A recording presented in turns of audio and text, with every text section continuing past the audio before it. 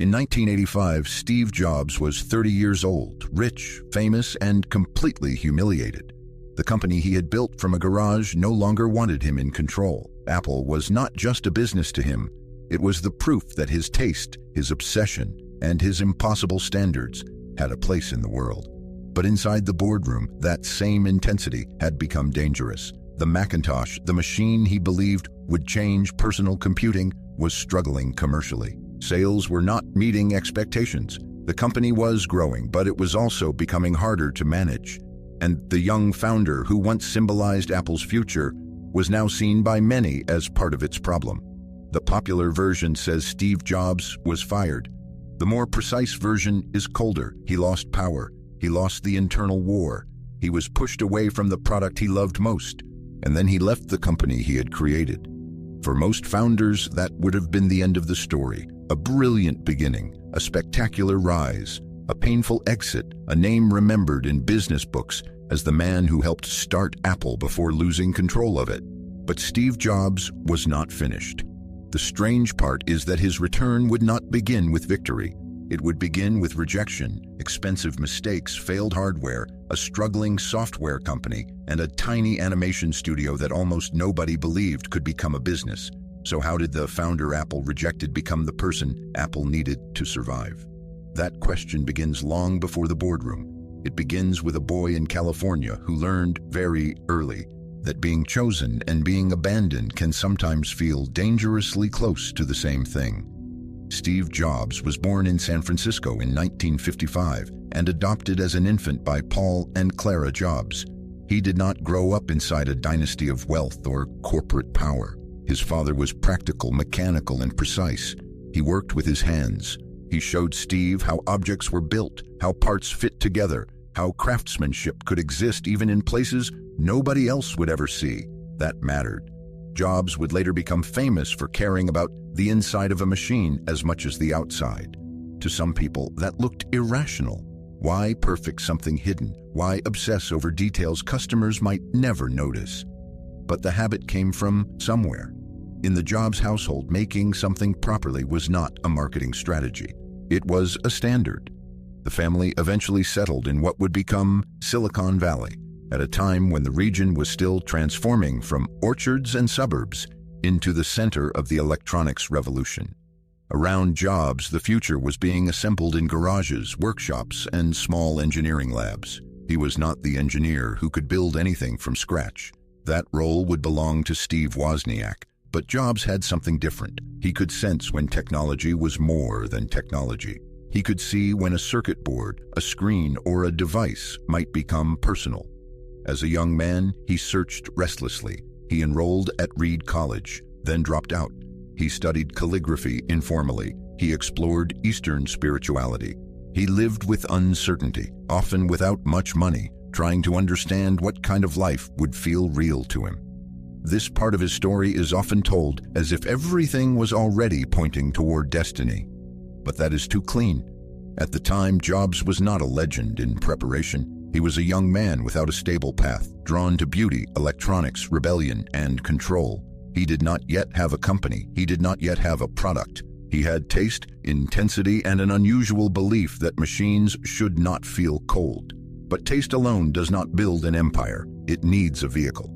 And in the mid-1970s, that vehicle appeared in the form of a quiet engineer named Steve Wozniak. Steve Wozniak loved building computers. Steve Jobs saw what they could become. That difference shaped Apple from the beginning. Wozniak created the early machine. Jobs understood that a computer could be sold not just to hobbyists, but to people who wanted power without needing to become engineers first. In 1976, Jobs, Wozniak, and Ronald Wayne founded Apple Computer. Wayne soon left, but Jobs and Wozniak continued. The Apple I was rough, but it proved that something was possible. The Apple II turned that possibility into a business. Apple grew fast, very fast. By the early 1980s, Jobs was no longer just a young founder. He was a symbol of the personal computer revolution. Apple went public, money arrived, attention arrived. The myth began to form, but success created a new problem. Apple was no longer a small band of rebels. It was a real company with investors, managers, departments, deadlines, and pressure. Jobs wanted to build products that felt like art. The business needed products that sold reliably, shipped on time, and made financial sense. Then came the Macintosh. The idea was extraordinary: a personal computer with a graphical interface, a machine that did not force ordinary people to memorize commands, a machine that could make computing feel visual, human, and intuitive. For Jobs, the Macintosh was more than a product. It was a crusade. He pushed the team relentlessly. He demanded elegance. He demanded simplicity. He demanded that the machine feel different from everything else in the market. But there was a dangerous belief hiding beneath the dream. Jobs believed that if the product was great enough, the world would adjust to it. The market was about to teach him something else. The Macintosh launched in 1984 with enormous attention. It was elegant, it was memorable, it was different, but it was also expensive. It had limitations. And after the excitement of the launch, sales became a problem. Inside Apple, the tension grew. Jobs clashed with John Sculley, the executive he had personally helped recruit to bring professional management into the company. Jobs wanted bold moves. Sculley wanted discipline. Jobs wanted the Macintosh to define the future. The board wanted stability. This was not simply a fight between creativity and business. That would be too easy. Jobs had real vision, but he also had real flaws. He could be harsh. He could be impatient. He could make people feel that anything short of perfection was failure.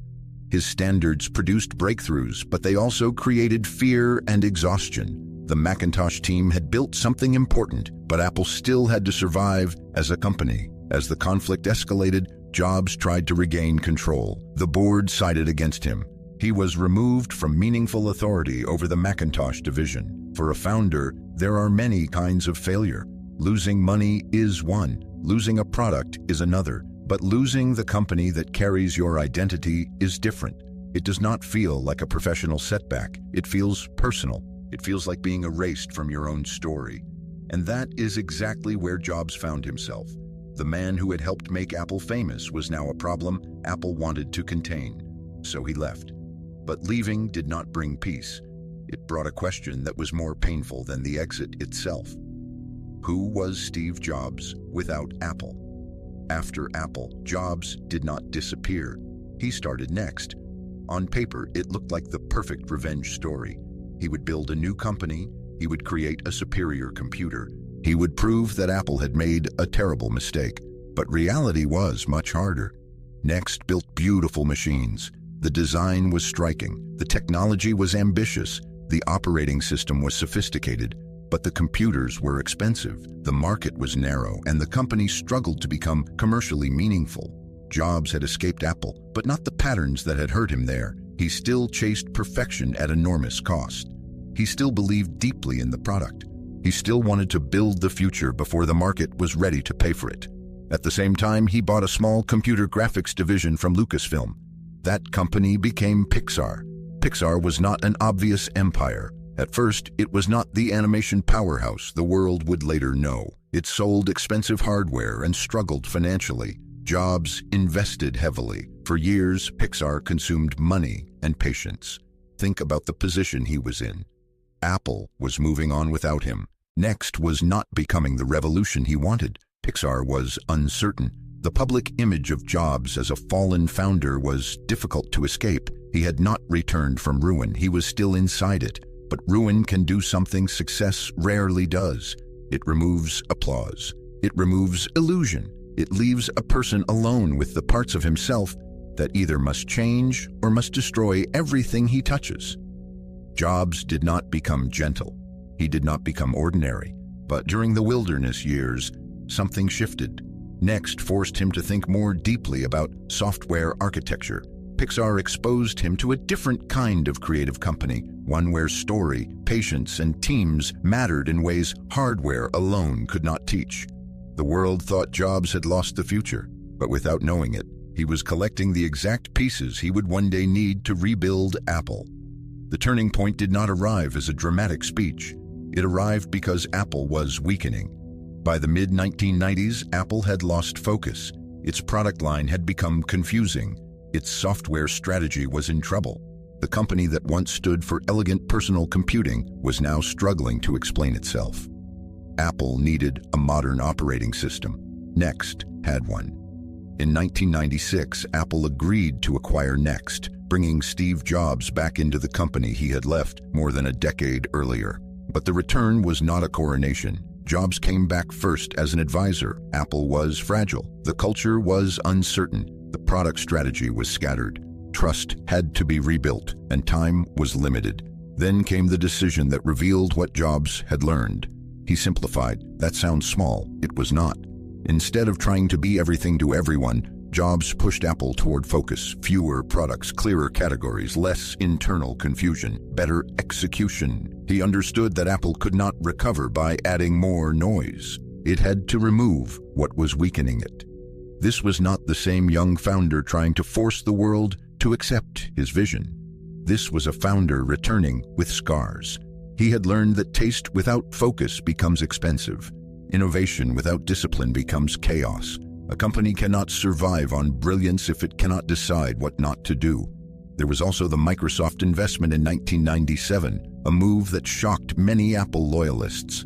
To some, it felt like surrender. To Jobs, it was practical. Apple needed stability. It needed time. It needed developers and customers to believe it would remain alive. The decision was not glamorous, it was strategic.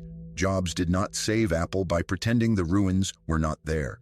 He saved it by looking directly at them and cutting away everything that made rebuilding impossible. But even a cleaner strategy still needed proof. Apple needed a product that could make people care again. The first signs of reconstruction were not loud, they were precise. Apple began narrowing its focus. The company worked to rebuild trust. It refreshed its identity with the Think Different campaign, not as a celebration of victory, but as a reminder of what Apple was supposed to stand for. Then came the iMac in 1998.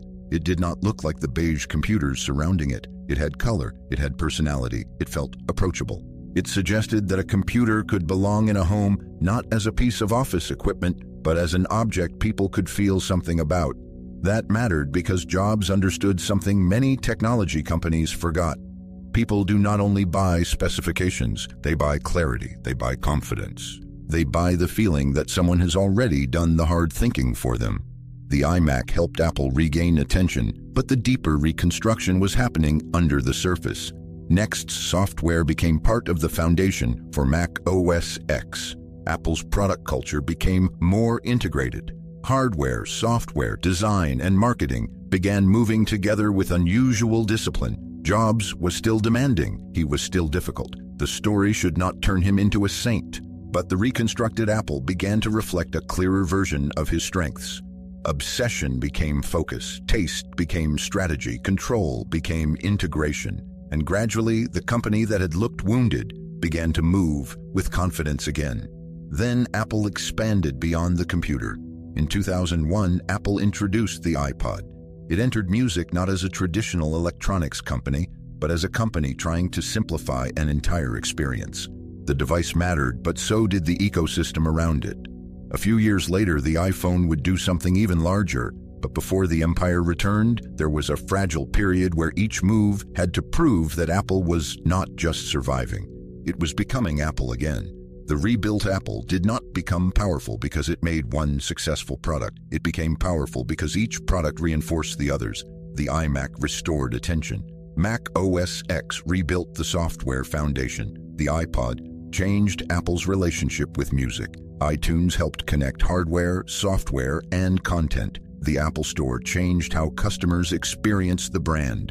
Then, in 2007, Jobs introduced the iPhone. By then, the transformation was unmistakable.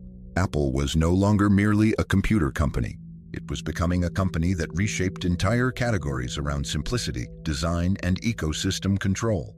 The iPhone combined a phone, an internet device, and a music player into something that felt obvious only after it existed. That was one of Jobs' great talents. He made the future feel inevitable after forcing it into physical form. But the empire should not be misunderstood. It was not built by confidence alone. It was built on the ruins of overconfidence. The Jobs who returned to Apple had already seen what happened when vision was separated from timing, when perfection ignored cost, and when a founder confused personal intensity with organizational health. Apple's comeback was not clean. It involved layoffs, canceled projects, internal pressure, difficult decisions, and ruthless prioritization. Some people experienced the turnaround as inspiration, others experienced it as brutality. Both can be true. Business history becomes shallow when it turns complex people into statues. Jobs was not great because he was easy to admire. He was consequential because he forced a damaged company to make hard choices, and because he had spent 12 years outside Apple learning the painful cost of not making them. The founder who had been pushed out returned not with a perfect personality, but with a sharper understanding of focus, and that focus helped turn Apple from a company fighting for relevance into one of the most influential businesses in modern history. The lesson of Steve Jobs is not that failure automatically makes people better. It does not. Failure destroys many people. It makes some bitter. It makes some reckless. It makes some repeat the same mistakes with more anger and less self-awareness. Jobs' failure mattered because he used the years after Apple to gather what success had not taught him. Apple taught him ambition. Next taught him architecture. Pixar taught him patience with creative teams and the power of story. His exile taught him that a product can be beautiful and still fail if the market, the price, and the timing are wrong. His return taught him that rebuilding is not the same as dreaming. Dreaming expands possibilities. Rebuilding removes distractions. That is why the most important moment in this story is not the iPhone launch. It is not the applause. It is not the empire. The most important moment is the one after humiliation, when Jobs had to decide whether he was still a builder without the company that had defined him. He was, but not immediately, not cleanly, not without wasting money, making mistakes, and facing years of uncertainty. That is what makes the story useful, not the myth of the genius who always knew. The reality of a founder who lost the thing he loved, wandered through failure, and returned with the one skill Apple desperately needed: focus. In the end, Steve Jobs did not save Apple because he had never been wrong. He saved Apple because his worst professional defeat forced him to become more dangerous in a different way, less scattered, less romantic about complexity, more willing to cut, more willing to begin again. And sometimes the person who rebuilds the empire is not the person who first created it. Sometimes it is the person who had to lose it, survive without it, and come back finally understanding what was worth saving.